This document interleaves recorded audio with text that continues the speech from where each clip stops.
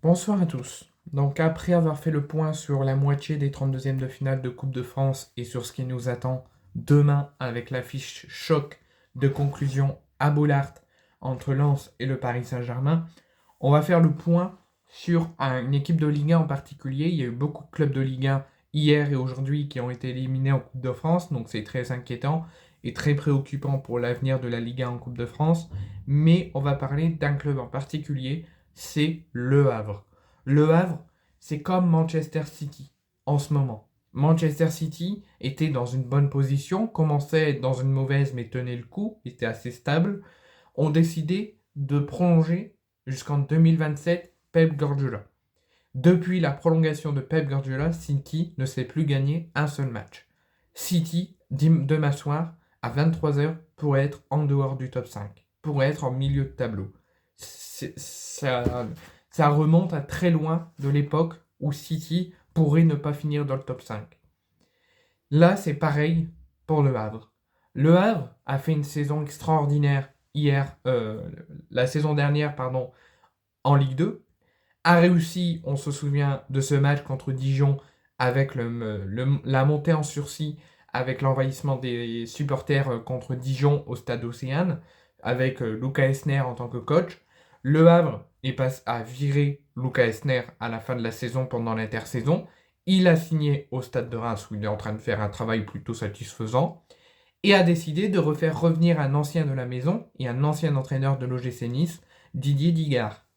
Didier Digard est arrivé donc à l'intersaison avec le Havre pour faire l'optique de faire une belle première apparition dans l'élite et aussi de jouer le maintien et d'éviter la redescente en Ligue 2 immédiatement.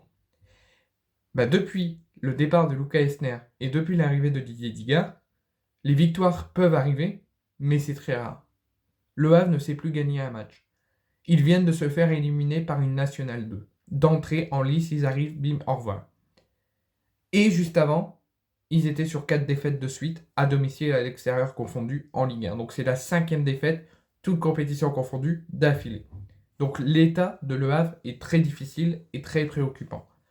Donc moi, avant qu'on parle plus précisément, moi, si j'étais actuellement le président de Le Havre, donc Mathieu Bonnemer, je ferais le choix de mettre un coup de pression énorme aux joueurs, de prendre des décisions fortes et de virer Didier Digard. Je pense qu'il faut changer un projet, qu'il faut faire une nouvelle ère, qu'il faut vraiment, quitte à faire, faudrait qu'ils prennent l'exemple sur ce que l'OM est en train de faire avec des Herbis, de les emmener dans un camp de militaires et la mission commando et vraiment les faire réagir qu'il faut qu'ils arrêtent d'être une starlette ou d'être pressés d'être en vacances de Noël ou d'être pressés que le match se termine ou croire trop beau que la victoire est déjà assurée et les mettre sous pression et vraiment les laisser avoir aucun repos pour vraiment qu'ils réagissent et qu'ils se disent on n'est pas bon, c'est notre faute, il faut qu'on réagisse.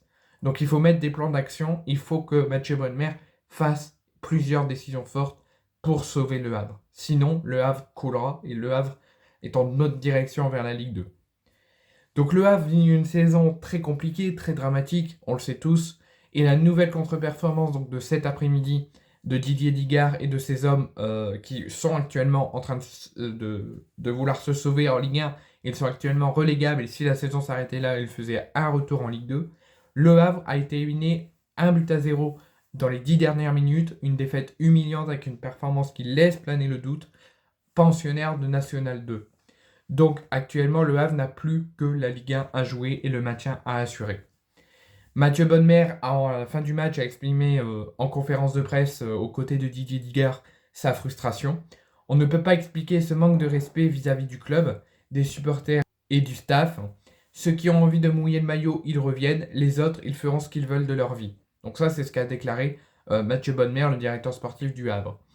Peut-être que c'est un groupe qui ne se rend pas bien compte de l'exigence de la Ligue 1. La remise en question doit être collective, moi le premier. J'assume et je vais demander la même chose à tout le monde. Ça, c'est ce qu'a déclaré Didier Digard.